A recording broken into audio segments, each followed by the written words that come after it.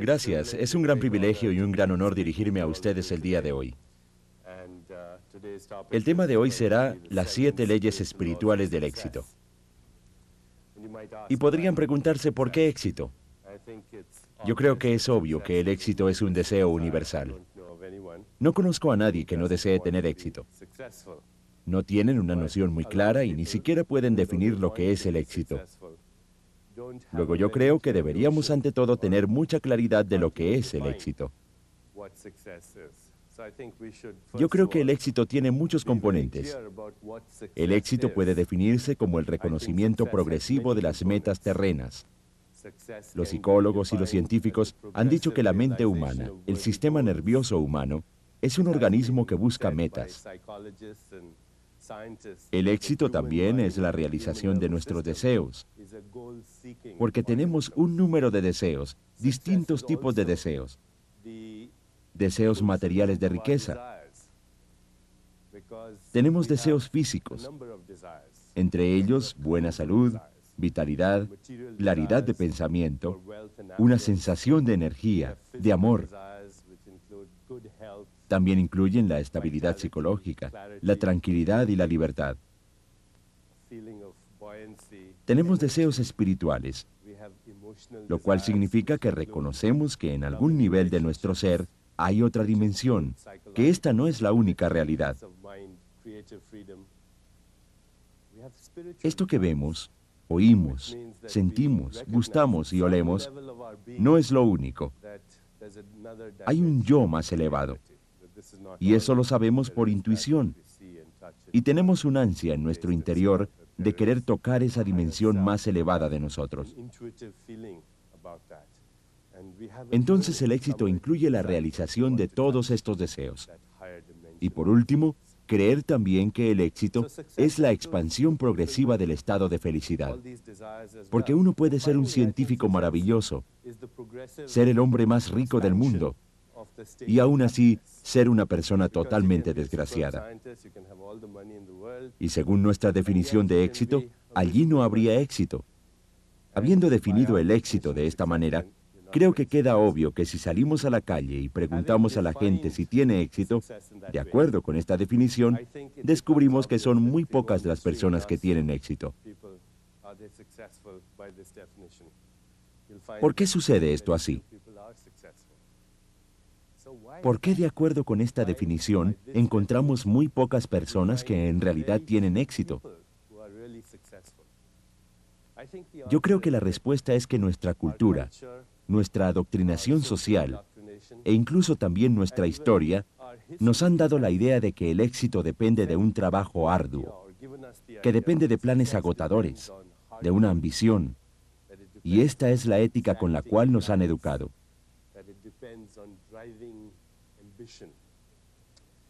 Y aunque el trabajo arduo, los planes muy exactos, la ambición y el conocer muchas personas con esas características puedan ayudarnos a adquirir algo de éxito material, hay que pagar un precio muy grande.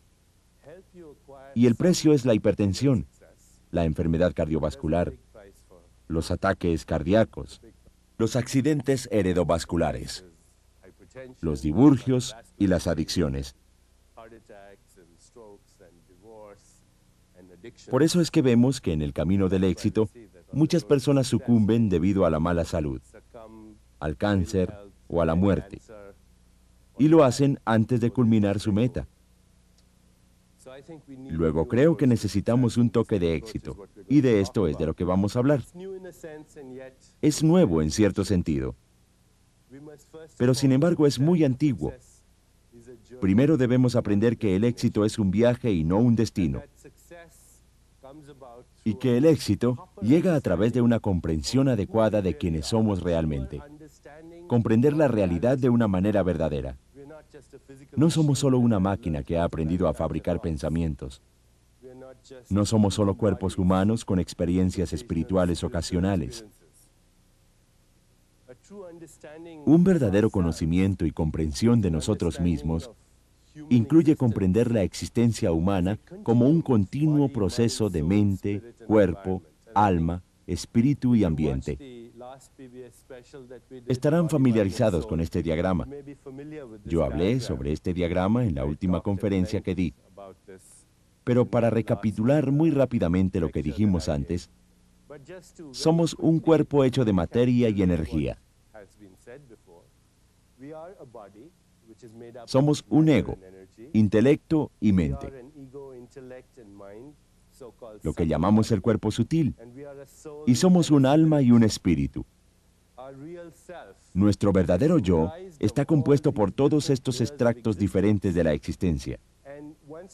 Y una vez que comprendemos la mecánica a través de la cual la conciencia pura o el espíritu se transforma en alma, en esta alma y en el ego, en el intelecto de la mente y finalmente en el cuerpo a través del cual experimentamos el mundo, una vez que tenemos ese conocimiento, una vez que lo comprendemos, allí comprendemos la ley espiritual. Porque la ley espiritual no es otra cosa que aquella ley que permite el desenvolvimiento secuencial de lo no manifiesto para llegar al mundo de lo manifiesto. Es el flujo espontáneo de inteligencia, el flujo espontáneo de energía e información, el cual existe en todo lo que vive. Trátese de una hoja de pasto, de un cuerpo humano, de una flor o de un insecto. Vemos siempre este flujo de la inteligencia, esta fuerza que imprime vida y que al desenvolverse dentro de sí misma, comienza a crearlo todo. Lo que existe en el mundo de la forma y los fenómenos. Y esto nos trae entonces a la primera ley del éxito, que es la ley de la potencialidad pura, la cual dice que en mi estado esencial soy espíritu, que el espíritu puede ser abstracto, misterioso, mágico, incomprensible, inefable, indefinible, pero es real. Y es mi punto interno de referencia. La gente ha utilizado otros términos para definir este terreno último de la creación, al cual yo denomino el espíritu, el orden implícito de lo cual surge todo. El orden implícito a partir del cual se desenvuelve todo. Y el orden explícito es el mundo de la forma y de los fenómenos. Los científicos lo llaman el campo unificado. Nuestra experiencia es subjetiva de ese campo. Es cuando lo conoce más, lo experimentamos, sentimos dicha pura, conocimiento puro, silencio perfecto, conocimiento perfecto, equilibrio perfecto. Nos sentimos invencibles. Hay simplicidad en él. Cuando se vuelve nuestro punto interno de referencia, cuando llevamos la conciencia de él a donde quiera que vamos, entonces ya no tenemos referencia hacia los objetos. Es decir, que el ego ya no es nuestro punto interno de referencia. Ya no nos sentimos fácilmente influidos por otros. Ya no nos sentimos afectados por la crítica.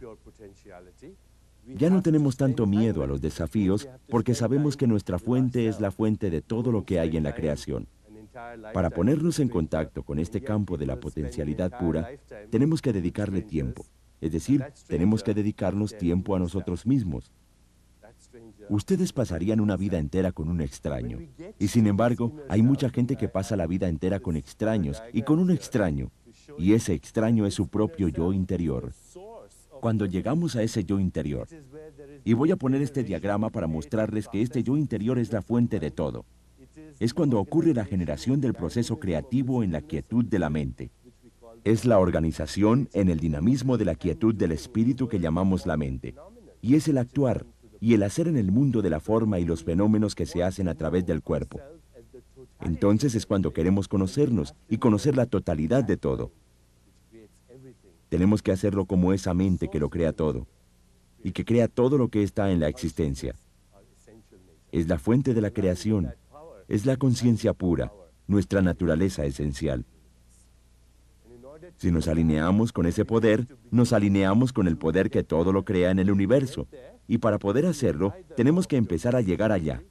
Y la forma de llegar allá, la forma de aplicar la ley de la potencialidad pura, es a través de la experiencia del silencio.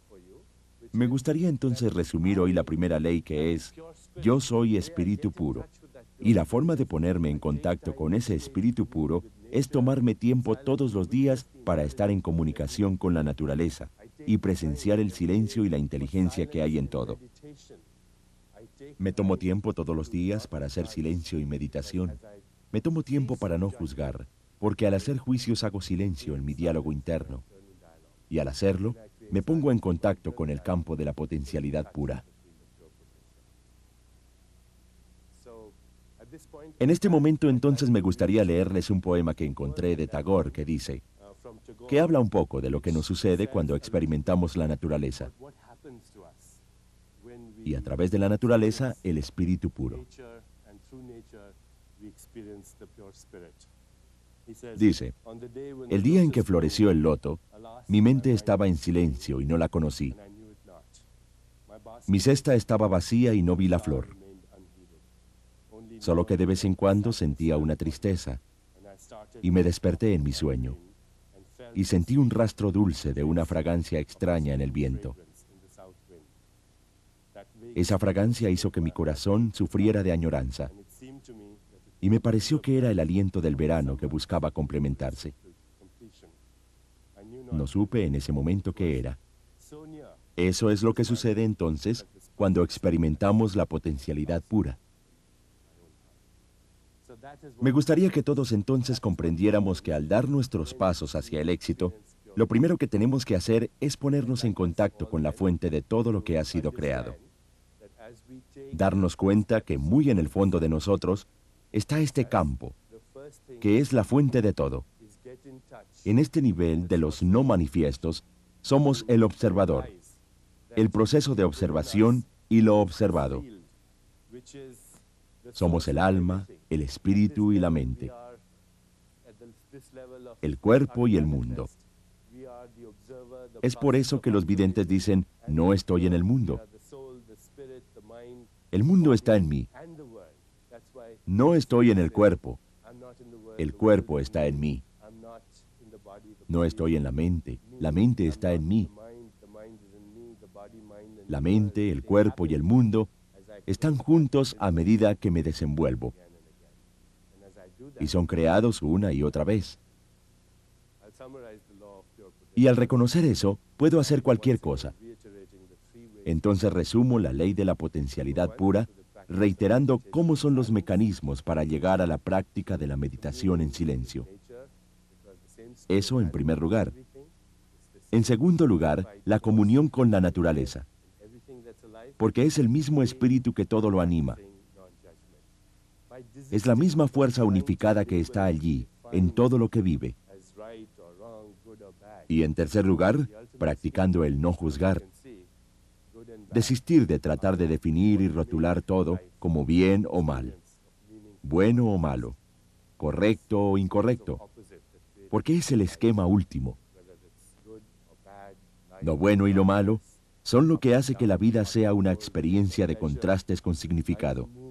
Son los polos de los contrarios los que crean la vida, ya sea bueno o malo, luz u oscuridad, arriba, abajo, calor o frío, dolor o placer.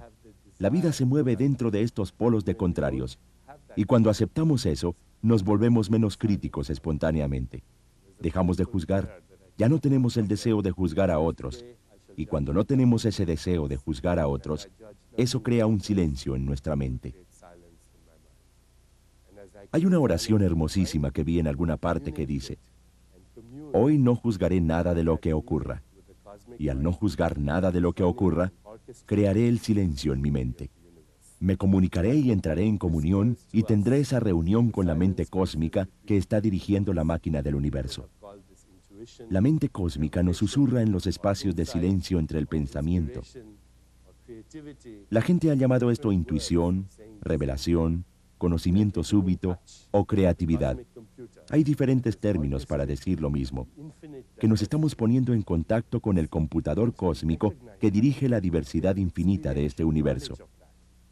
Una vez que reconocemos eso, una vez que tenemos el conocimiento experimental de eso, nos damos cuenta de que no hay nada en el universo que no sea accesible para nosotros. Lo que la mente humana puede concebir e imaginar lo puede crear, porque vamos a aquella fuente que todo lo crea.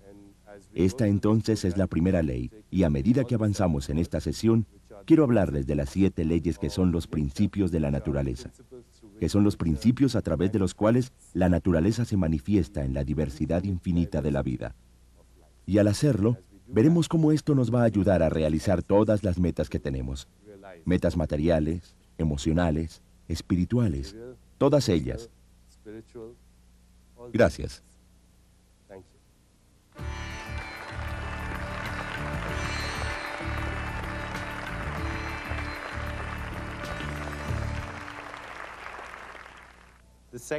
La segunda ley del éxito es la ley de dar. Y se podría llamar la ley de dar y recibir. También quiero leerles algo que llegó a través de la sabiduría poética del poeta que cité anteriormente, Rabindranath Tagore, que habla sobre dar y recibir. Y dice: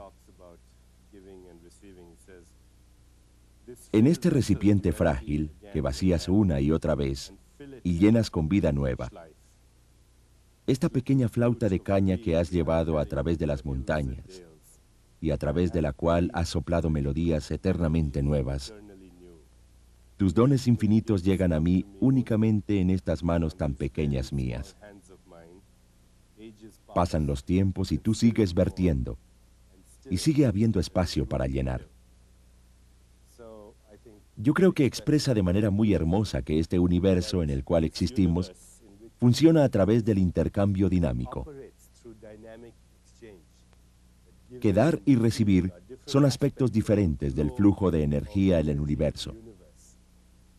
Y en nuestra voluntad de dar aquello que buscamos, mantenemos la abundancia del universo.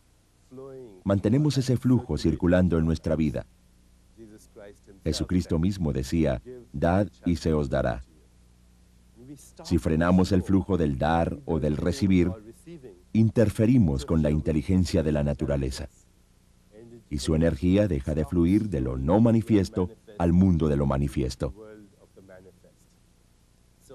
Debemos seguir haciendo eso, porque en el momento que uno lo interrumpe, se produce un estrangulamiento, se produce una coagulación, se produce muerte, se produce deterioro, se produce la muerte de la energía.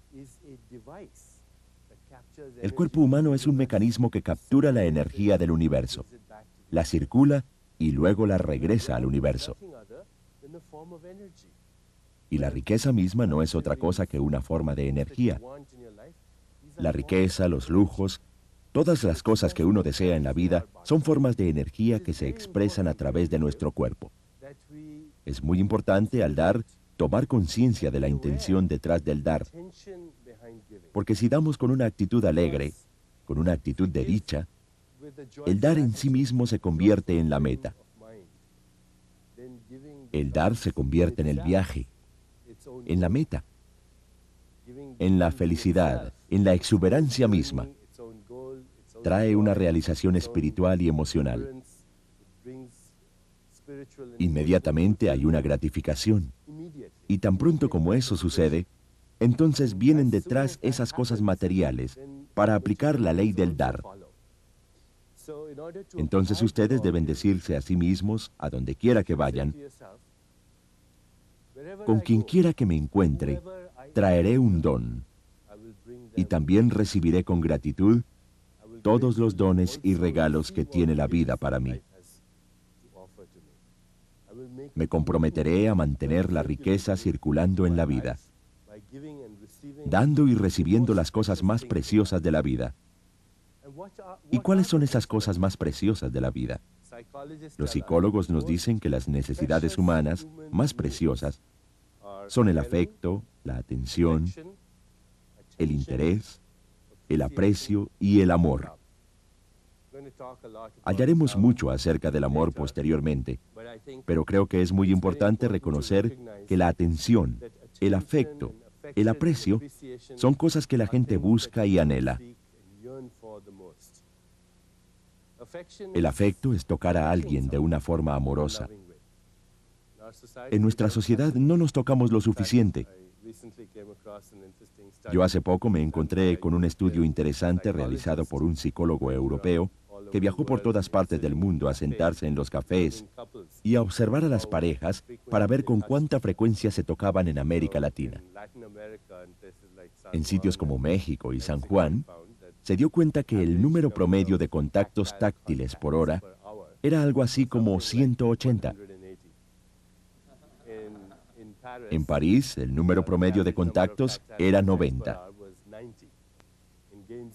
En Gainesville, Florida, eran 2. Luego fue en Inglaterra. Y esperó y no pasó nada. Nunca vio nada. Seguramente todavía no ha pasado nada.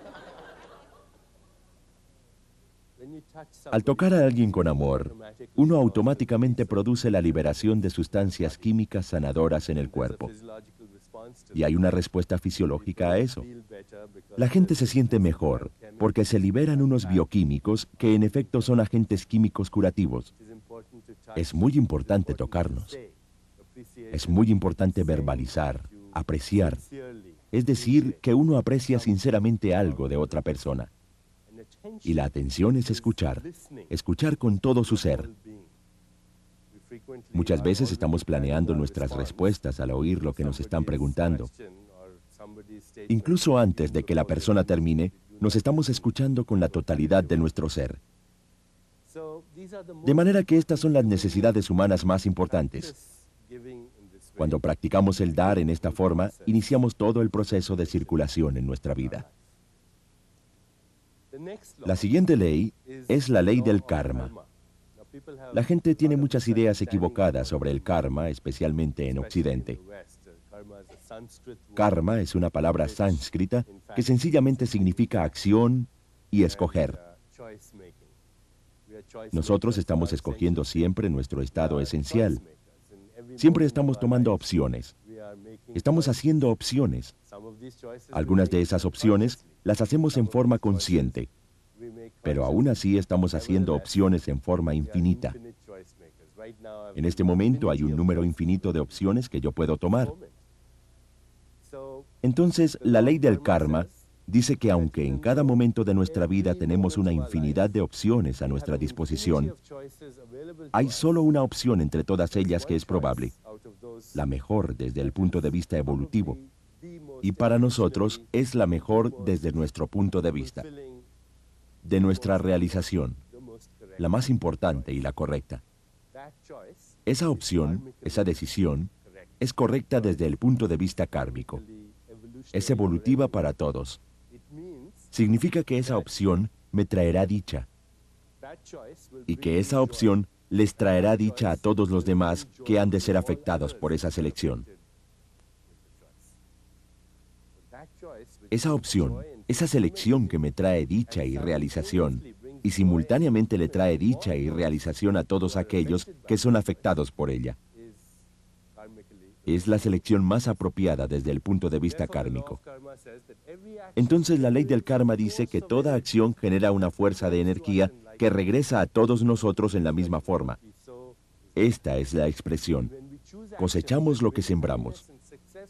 Y cuando actuamos trayendo dicha a los demás, el fruto de nuestro karma es éxito y felicidad para nosotros. El fruto del karma es éxito y felicidad para nosotros si ustedes desean ayudar y ser ayudados. Es lo mismo. Si desean aprecio, como lo decíamos antes, pues hay que dar aprecio a los demás. Si desean felicidad, aprendan a dar felicidad a los demás. Si desean placer, aprendan a dar placer a los demás. Si desean dinero, ayuden a alguien más a hacer dinero. Eso es lo que significa. Hacer o tomar una decisión que sea correcta desde el punto de vista kármico. ¿Cómo se hace eso? La naturaleza nos ha dado un sistema asombroso de inteligencia. Yo creo que por estos días ustedes habrán oído hablar del término inteligencia emocional, o tal vez estén familiarizados con la noción de la intuición, la cual también les permite tomar decisiones que son correctas desde el punto de vista kármico. La naturaleza nos ha dotado de un sistema de computación asombroso en nuestro cuerpo, que es la sensación. Es el nivel más fino de sensación. Y allí hay un sistema de computación que va mucho más allá de lo que existe dentro de los límites de la racionalidad. Porque este sistema de computación es el enlace con los espacios entre los pensamientos. Es el enlace con el computador cósmico, que es un campo de correlación infinita, de posibilidad infinita. ¿Qué significa correlación infinita? Significa que existe la capacidad en este sistema de tomar una infinidad de cosas y simultáneamente crear unos sucesos para poder cumplir con el deseo simultáneamente. El cuerpo tiene esa inteligencia. El cuerpo humano puede pensar, puede tocar instrumentos musicales, puede matar bacterias, eliminar toxinas, fabricar un bebé. Todo eso al mismo tiempo. Y mientras lo hace, está monitoreando el movimiento de las estrellas e incorpora ese ritmo cósmico dentro de su mismo ritmo biológico. No hay ninguna inteligencia dentro del pensamiento racional que pueda hacer eso, porque el pensamiento racional es lineal, mientras que esto es contextual, relacional, intuitivo, sabio. Y es una inteligencia que toma todo en cuenta. Por eso les decía que es contextual, que toma todo en cuenta. No tiene una orientación en donde haya que perder y en donde haya que ganar. No cree en la causa y el efecto lineal, porque involucra todas y cada una de las células de nuestro cuerpo. Tiene eso, tiene esa capacidad de computación. ¿Y cómo tenemos acceso a ellos? Solamente escuchando los mensajes de nuestro cuerpo. Solamente hay tipos de mensaje que llegan por el nivel más fino de sensaciones. Uno es el de comodidad y el otro es un mensaje de incomodidad. Uno es un mensaje de placer y el otro es un mensaje de disgusto, para decirlo de una manera simple. Cuando dicen que alguien es muy intuitivo, es porque esa persona escucha los mensajes de su cuerpo.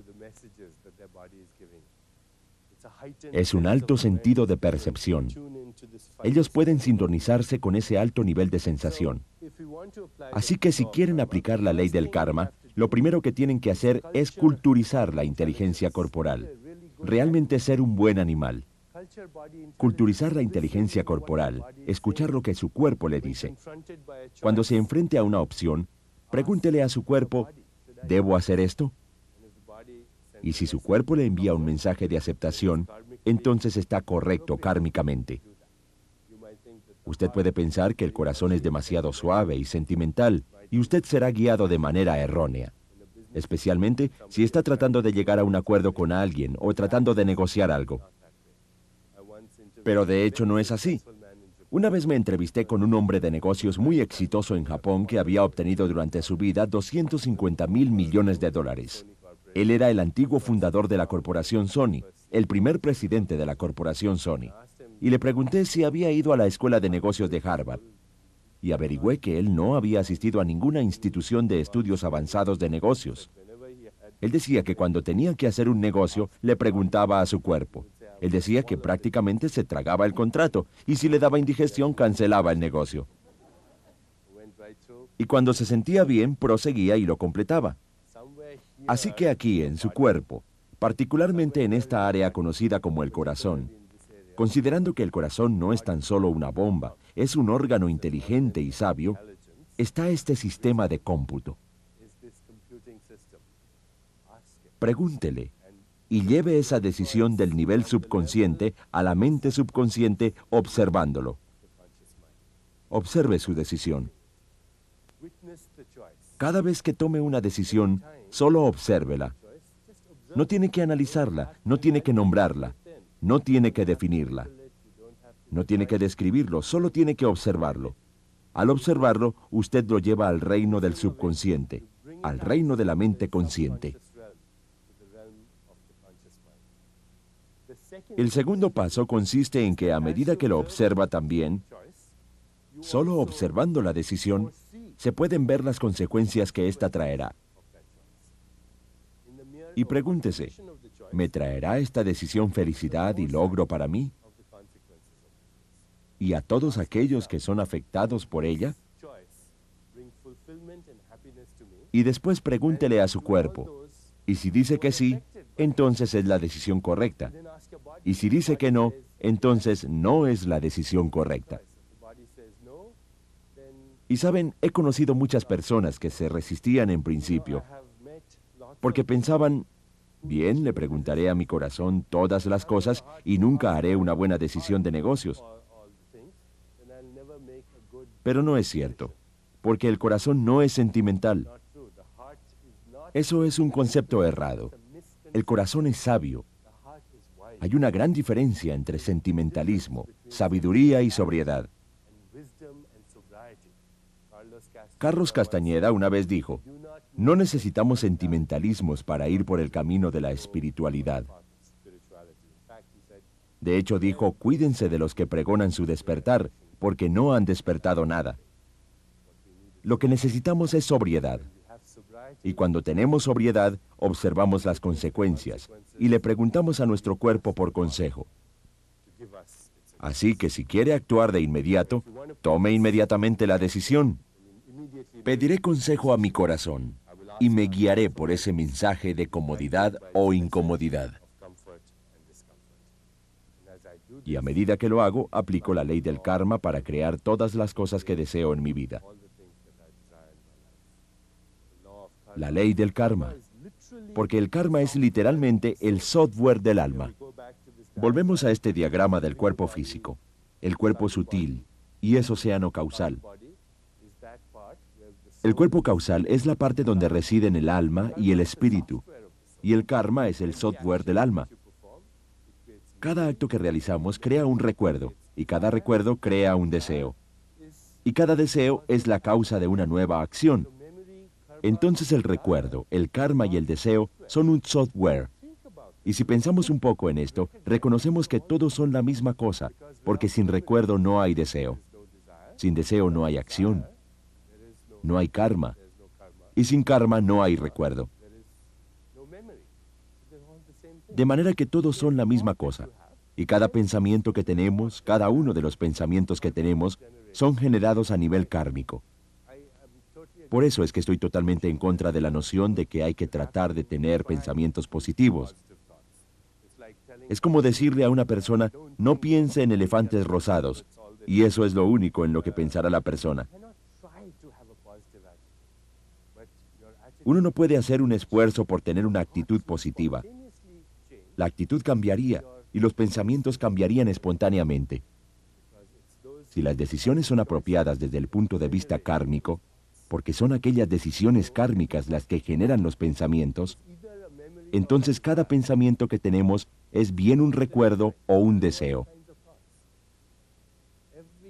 Recuerden eso, no hay ningún otro tipo de pensamiento. Cada uno de los pensamientos que tenemos es bien un recuerdo o un deseo. Y esa es otra forma de decidir que son también una interpretación o una decisión. Y en nuestro estado esencial, en ese campo de potencialidad pura, somos personas que seleccionan hasta lo infinito. Somos interpretadores infinitos en cada momento de nuestra vida. Podemos ponernos en contacto con el software de nuestra alma a través de esta selección consciente. Desde ese nivel que deseamos, estas leyes, la ley del dar y la ley del karma, en cierto sentido están relacionadas, porque dar es karma, es crear. La potencialidad para unos sucesos en el espacio es el futuro. En este punto, vamos a hacer una pausa por unos minutos. Piensen en esto un poco, y luego seguiremos con las otras leyes del éxito.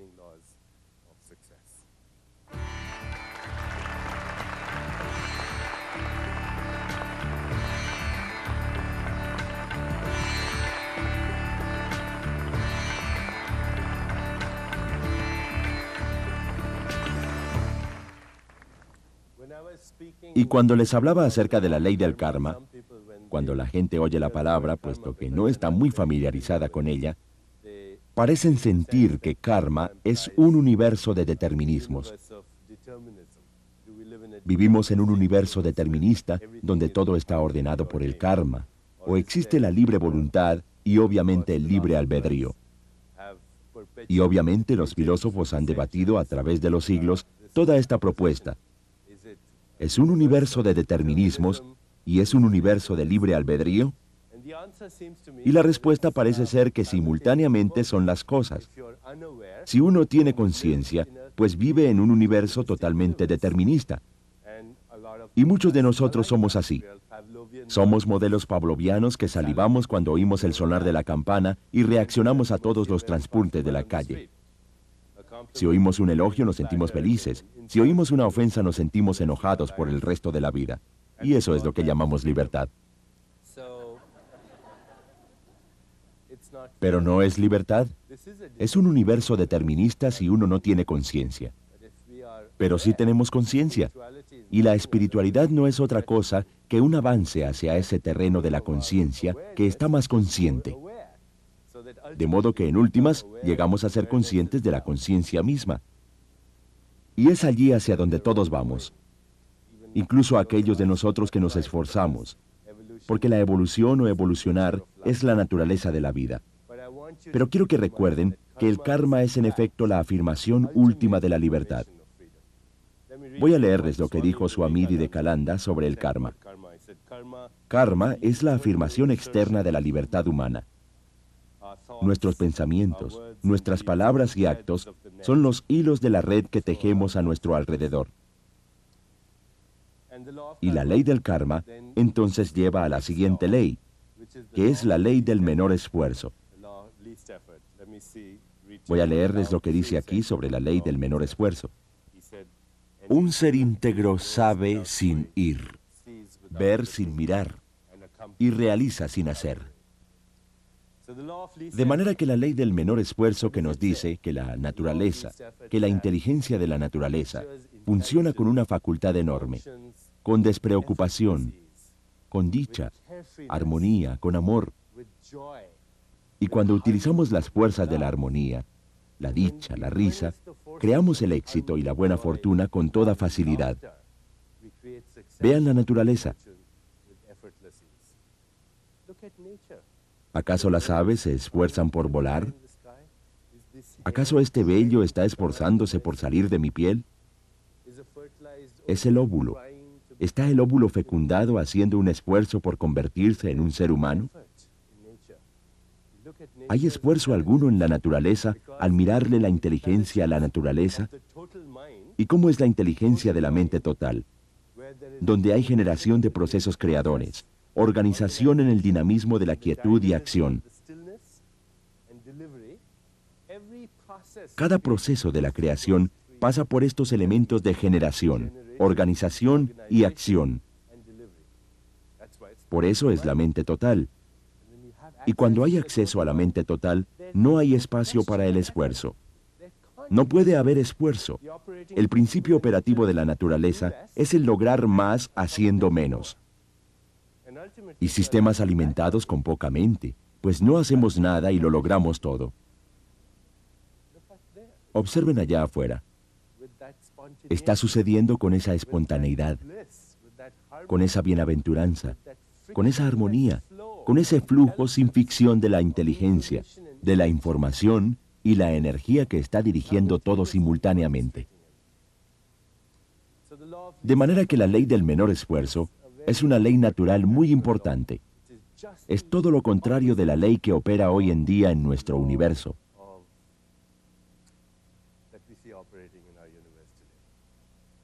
Tal ley de trabajar duro, de la ambición, de hacer unos planes minuciosos, de estar atrapados en la certeza de lo conocido. Lo conocido es una prisión. Es lo desconocido en donde encontramos el campo al cual debemos cantar.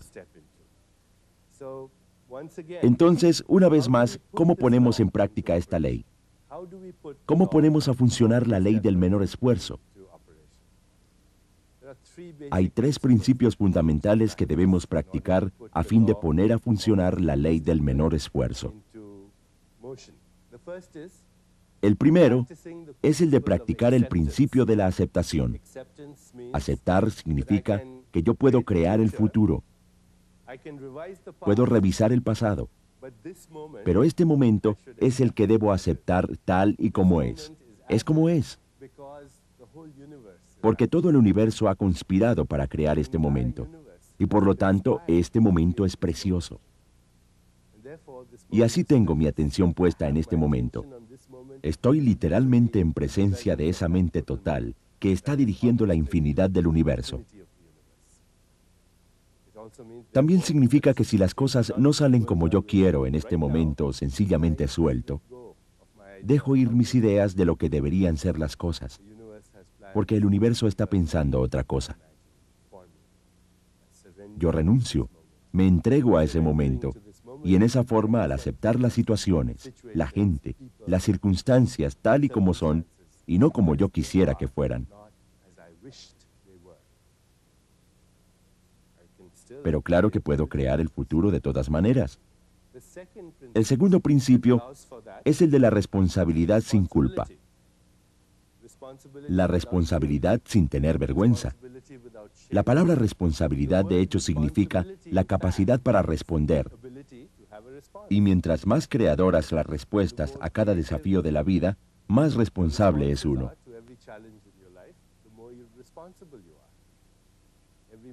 En cada momento de la vida hay ciertas cosas que la gente rotula como problemas, cuando en realidad son importantes desafíos para creer, para evolucionar e incluso para obtener el beneficio material. Si rotulamos cada problema que tenemos como una oportunidad, ese solo hecho puede cambiar nuestra vida. Y la responsabilidad significa ponerse en contacto con los sentimientos, con las emociones en el momento en que ocurren y tal como ocurren.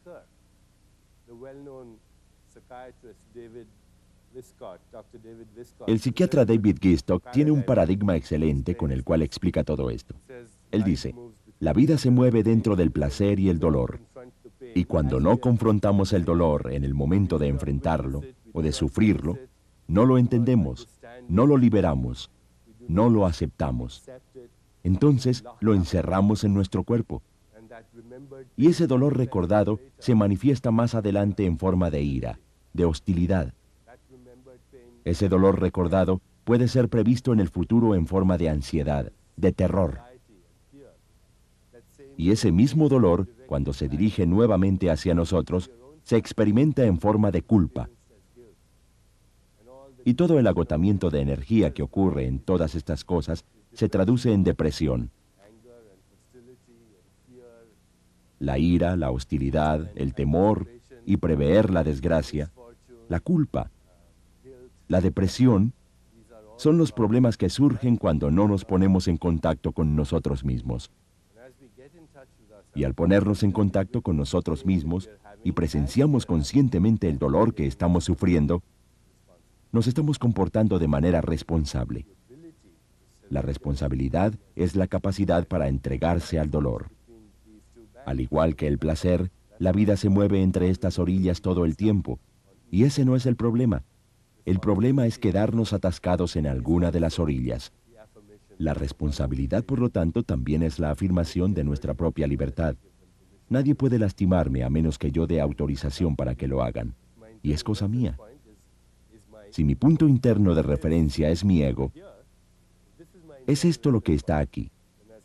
Si este es mi punto interno de referencia, como Castañeda ha dicho en uno de los libros, eso hará que sea necesario para mí permanecer ofendido para el resto de mi vida. Pero si mi punto interno de referencia es este, entonces nadie tiene permiso para lastimarme de ninguna forma. El tercer componente de la ley del menor esfuerzo es la práctica de renunciar a la necesidad de defender el punto de vista. No significa que yo tenga un punto de vista. De hecho, yo soy un punto de vista. Pero cuando pierdo la necesidad de defender mi punto de vista, entonces me vuelvo invencible. El secreto de la invencibilidad es la indefensión, si leemos los sutras de Patanjali, un texto antiguo del yoga.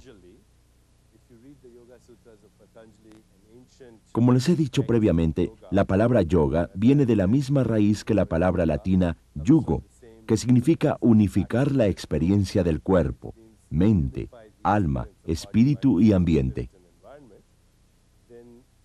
Entonces verán que es dentro de ese marco de unidad que la invencibilidad proviene de la indefensión.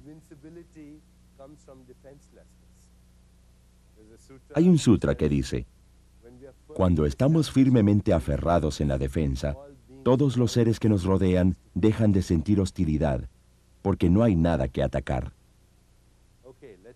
Vamos a resumir la ley del menor esfuerzo. Dice que todo lo que hay en la naturaleza sucede de manera espontánea, fácil, sin ficción, con alegría, con despreocupación y con facilidad, con risa. Y si queremos alinearnos con esa inteligencia, entonces debemos practicar la responsabilidad por mi situación y por los sucesos que considero problemas. Hoy mi conciencia permanecerá establecida en la aceptación, la responsabilidad y la indefensión. Vamos a continuar con la siguiente ley, que es la ley de la intención y el deseo. El deseo es la creación. Voy a leerles algo de los textos antiguos acerca de esta ley de la intención y el deseo. Esto es el himno de la creación de Rig Veda, uno de los textos antiguos más conocidos por la mente humana. Y a continuación dice: al principio estaba el deseo, que fue la primera semilla de la mente. Los sabios, al meditar en su corazón, descubrieron por la sabiduría la conexión entre lo existente y lo no existente. De manera que el deseo es la conexión entre lo que existe y lo que no existe. Y sin embargo hemos recibido influencia de muchas personas en nuestra vida que nos han dicho: ¿es el deseo malo? ¿Bueno es malo? Para nada, es la mecánica de la creación. El deseo es potencialidad pura que está buscando manifestación. Si no hubiera deseo, este sería un universo únicamente de posibilidad eterna, pero sin ninguna manifestación. Y yo les decía antes que el deseo, el karma y el recuerdo son la misma cosa. De manera que el hecho mismo de tener un deseo significa que uno lo va a cumplir, o de lo contrario no será parte del software kármico. De manera que, ¿qué es la ley del deseo y la intención? La ley del deseo y la intención, que inherente de toda intención y deseo, es la mecánica misma de la realización. El deseo es el campo de la potencialidad pura. Tiene un poder organizador infinito, una correlación infinita. Y cuando se introduce una intención en el campo de la potencialidad pura, en el terreno fértil de la potencialidad pura, ponemos en movimiento este poder infinito de organización a favor nuestro. La intención es una fuerza poderosa, más poderosa que la fuerza de la gravedad, más poderosa que el tiempo, más poderosa que el magnetismo o la energía, porque pone en movimiento todas estas cosas. Pero debemos saber cómo poner en funcionamiento esa ley. La forma como funciona el deseo es que si el deseo viene del nivel de la potencialidad pura, del nivel del silencio puro, uno entra a ese silencio e introduce el deseo en el campo de ese silencio. Permanece uno con referencia a uno mismo, es decir, quitando el ego para que no sea el punto interno de referencia. Entonces puede uno poner ese deseo en ese campo y dejar que el universo se encargue de los detalles. Así es como sucede cuando se hace correctamente. Y la gente ha estudiado esto y lo han denominado deficiencia psicológica. El otro día leía un libro, probablemente habrán oído hablar de esto. La filosofía perenne del Aldous Huxley habla acerca de la inteligencia fisiológica y dice algo, que si uno lo piensa y desarrolla una seguridad de que en el deseo mismo está la mecánica de la creación, en el deseo mismo está todo el proceso a través del cual se orquesta todo. Ustedes han oído hablar de la coincidencia con significado de la sincronización. La sincronización es cuando hay varias cosas simultáneamente para cumplir con una intención. La coincidencia, es decir, muchas incidencias que suceden al mismo tiempo para realizar esta pequeña intención que ustedes han tenido. La intención y la atención son las cualidades inherentes a ese campo de la conciencia. Para esa computadora cósmica, la atención es energía. La intención es información de lo que está hecho el mundo, pues la energía es información para realmente tomar conciencia de las cualidades de la conciencia. La atención y la intención. Podemos sentar las bases para hacer cualidades todos estos deseos. Aplicamos esta ley haciendo una lista de todos los deseos. Luego tomamos esa lista y se la entregamos al vientre de la creación, recordándonos practicar la conciencia del momento presente. Este momento tal y como debería ser. Yo voy a citarles a Aldous Huxley. Les quiero leer por qué Aldous da un ejemplo muy claro de la inteligencia fisiológica, que dice que está presente y que tiene un poder organizador infinito. Y esa inteligencia fisiológica puede hacer lo que nosotros queramos. Estoy buscando la cita, y lo que dijo era: solo bastará con mirar, por ejemplo, una lora que está tratando de imitar los sonidos humanos. Alguna pequeña intención de ese pequeño cerebro, que es del tamaño de una arveja, y que pone en movimiento una infinidad de sucesos de espacio y tiempo, para poder imitar la voz humana, que exige que haya cuerdas vocales, dientes, lengua, corteza cerebral, corteza neural. ¿Cómo es que sucede entonces a través de la intención? ¿Un loro con ese cerebro del tamaño de una arveja lo puede hacer? Nosotros lo estamos haciendo todo el tiempo, cuando caminamos de un lugar a otro. Ustedes entienden la complejidad de eso. Si tomasen la conciencia de cada uno de los músculos que tienen que relajarse, que tienen que contraerse para poder caminar, nunca lo podrían hacer, porque la mente quedaría completamente obnubilada al pensar en todo eso. Cualquier función fisiológica que se les pueda ocurrir, metabolizar una pequeña célula de azúcar, por ejemplo, para eso se requiere un poder organizador infinito. La célula tiene que enviar órdenes mediante el páncreas para que empiece a secretar glucosina al cerebro para que comience a secretar hormona de crecimiento. Hay que orquestar todo y toda esa sinfonía. Pero es que la célula es una entidad consciente, y si la célula del cuerpo puede hacerlo, entonces, ¿por qué no podemos hacerlo nosotros? Sí podemos, porque la totalidad que somos nosotros es el conglomerado, es la totalidad de todas estas células muy inteligentes que ya saben cómo realizar sus deseos. Y el mundo que está allá afuera es nuestro cuerpo ampliado. Y si usted está familiarizado con el marco de la mecánica cuántica, se dará cuenta de que no hay bordes definidos de nuestro cuerpo. Estamos muy conectados con los patrones de inteligencia al cosmos en forma inseparable cuando soltamos nuestra intención allí y dejamos que esta mente cósmica orqueste los sucesos del espacio y tiempo para lograr el resultado que pretendemos.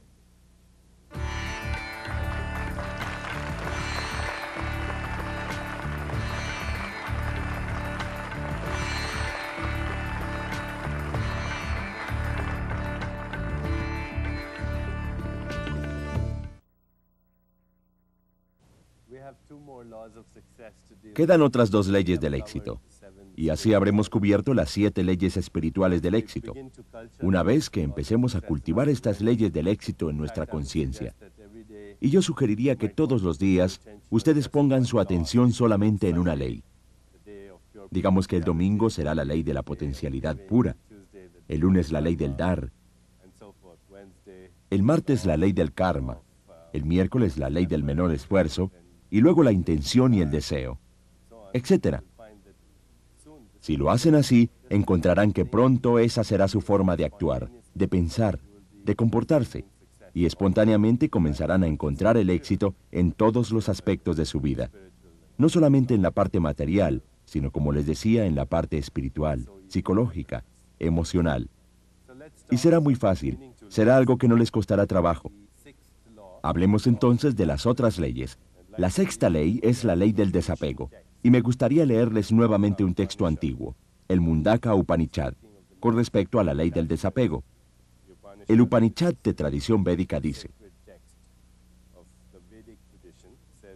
como dos aves doradas sentadas en el mismo árbol, siendo amigas íntimas, el ego y el yo viven en el mismo cuerpo. El primero consume los frutos amargos y dulces del árbol de la vida, mientras el otro observa desapegado. ¿Qué significa eso? Significa que tenemos centros de ser que operan simultáneamente en nosotros todo el tiempo. Vamos a volver a este diagrama. Uno de ellos es el ego, que es nuestro estado de referencia a los objetos en donde nos veremos a nosotros mismos.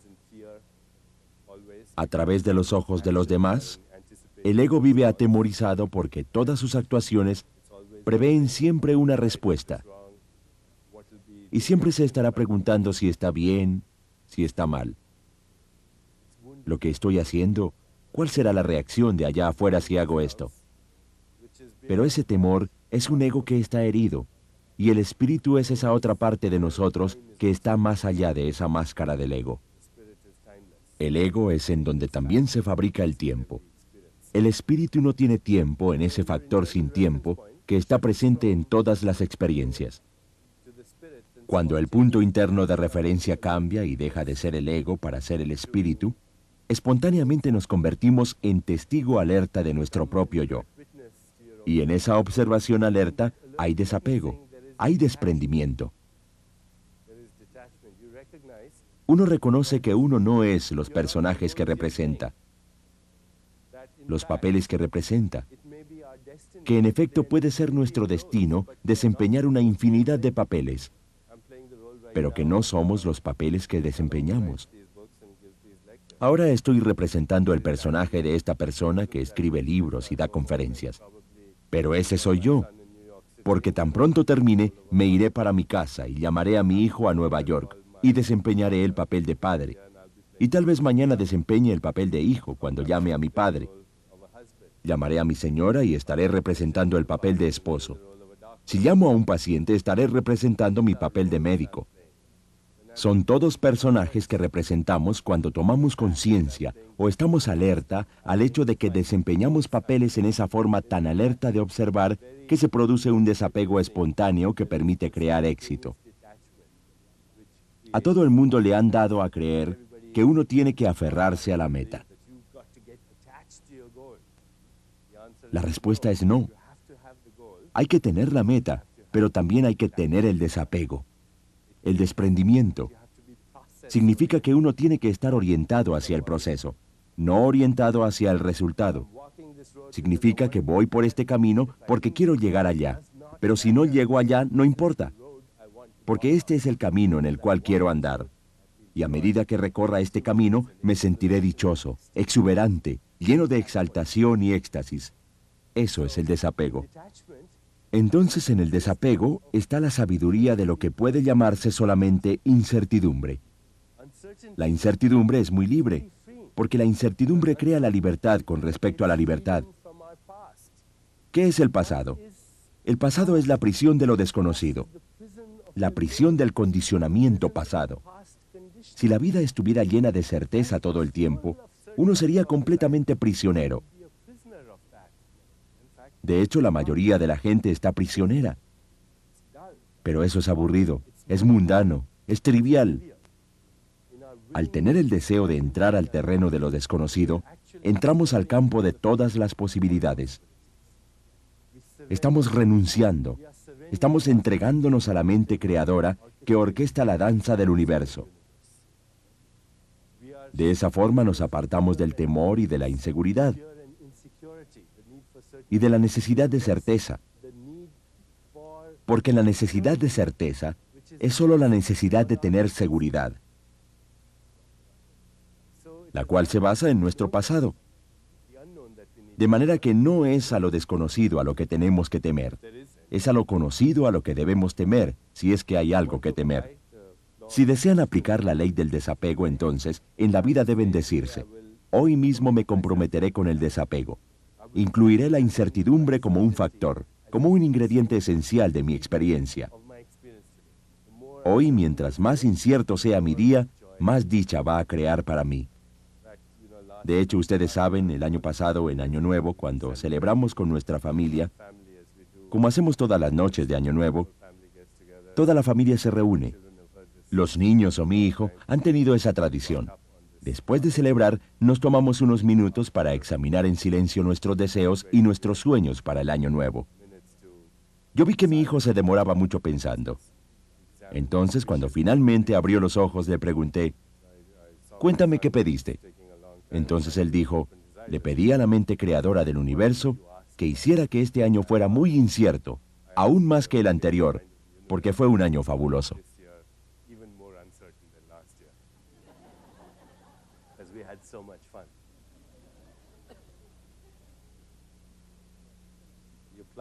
Se aplica la ley del desapego, incluyendo el factor de la incertidumbre. Es decir, hay que estar involucrado apasionadamente, pero al mismo tiempo con desprendimiento. Es decir, es un involucrarse con desapego. Lo segundo que tiene que hacer es entrar en el campo de las posibilidades infinitas todo el tiempo. Y eso se logra haciendo que cada momento sea un campo de posibilidades infinitas. Y al hacer esto, verán que hay cosas que sucedieron y que nunca previeron. Napoleón Hill, una de las autoridades más grandes con respecto al tema del éxito, tal vez ustedes conocen su libro, decía, ¿qué es la buena suerte? La buena suerte no es otra cosa que la oportunidad y el estar bien preparado para la oportunidad. Y uno no va a poder estar preparado si está atascado en lo conocido. Solo se puede estar preparado si uno se ha entregado a lo desconocido. Porque lo conocido es un marco rígido de pensamiento. Continuemos con la última ley del Dharma. La ley del Dharma, que también se conoce como la ley del propósito en la vida. Les leeré a continuación algo al respecto de la ley del Dharma. Esto lo he tomado del Khalil Gibran. Dice, cuando trabajamos somos una flauta, a través de cuyo corazón el susurro se convierte en música. ¿Y qué es trabajar con amor? Es tejer la tela con hilos sacados del corazón, como si el ser amado fuese a usar esa tela. La ley del Dharma, que es la ley del propósito en la vida, tiene tres componentes. El primero es que cada persona, cada ser humano que está vivo, tiene un don único, un talento especial que dar a los demás. Cuando mezclamos este talento único con el servicio a los demás, experimentamos la exaltación y el éxtasis de nuestro espíritu, que es la meta final, la meta de todas las metas. Entonces, la ley del Dharma dice que cada persona puede hacer algo de una cierta manera que es mejor que lo que puede hacerlo cualquier otra persona. Es una cosa que ustedes pueden hacer. Y ustedes tienen una forma muy especial de hacerlo, que es mejor que como la puede hacer cualquier otra persona. Y todo el mundo tiene eso, porque este universo con su perfección no tiene respuestas. Está completo. No tiene pieza suelta. Es perfecto en su totalidad. Y al aplicar ese talento único, en esa forma única, viene con ese síntoma, y es que se pierde la noción del tiempo. Uno se escapa de esa conciencia limitada por el tiempo y se adentra en el terreno de la conciencia sin tiempo. Experimentamos la mente sin tiempo, la mente que genera, orquesta y actúa. La mente que maneja esa maquinaria del universo sin tiempo, eterna, sin comienzo, sin final. Es solo aquello que tiene principio, que puede tener fin. De manera que cuando ustedes expresan su talento único, cuando están en la ley del Dharma, experimentan el éxtasis, la dicha, la felicidad, la bienaventuranza. No importa cuál sea su actividad. Puede ser fútbol, puede ser cocinar, puede ser cuidar de los niños. Ese es el primer componente.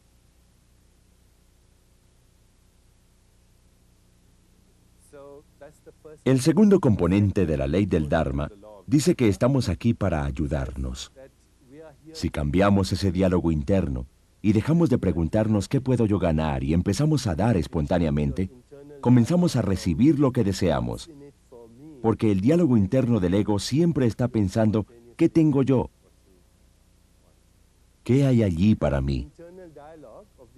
¿Qué puedo ganar? El diálogo interno del espíritu siempre está diciendo, ¿cómo puedo ayudar? E incluso al preguntar eso, al hacer esa pregunta, está obteniendo todo lo que puede obtener. Ese es el segundo componente del Dharma. Y el tercer componente de esta ley es experimentar nuestro yo superior. Es reconocer, como el padre Teilhard de Chardin dijo una vez, que no somos seres humanos que tienen experiencias espirituales ocasionales, sino que somos seres espirituales que tenemos experiencias espirituales ocasionales. Cuando estos componentes de la ley del Dharma se ponen en marcha, entonces todo es posible. Si desea aplicar la ley del Dharma, entonces dígase, hoy me comprometo con nutrir de manera amorosa a ese Dios, a esa diosa que está dentro de mi alma.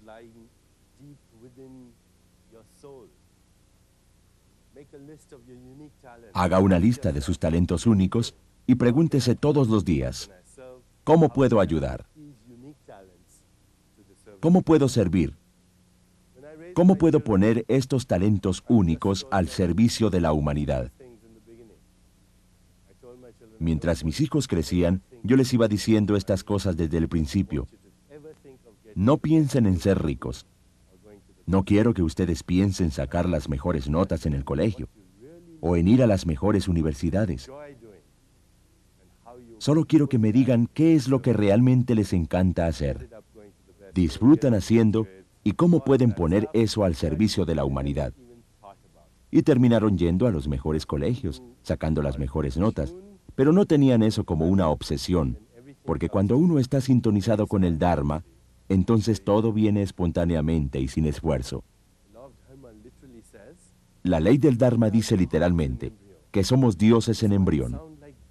Y esto puede sonar como una blasfemia, pero ¿cómo podríamos no estar conectados con esa fuente que todo lo crea? Si es que es la fuente de nuestro propio ser, no hay otra cosa más aparte de Dios. Y estos dioses en embrión son impulsos de inteligencia, son estados de conciencia que provienen de esa mente universal, que proviene de ese campo universal de posibilidades infinitas. Y estos dioses solamente tienen un deseo. Desean nacer. Desean nacer. Gracias.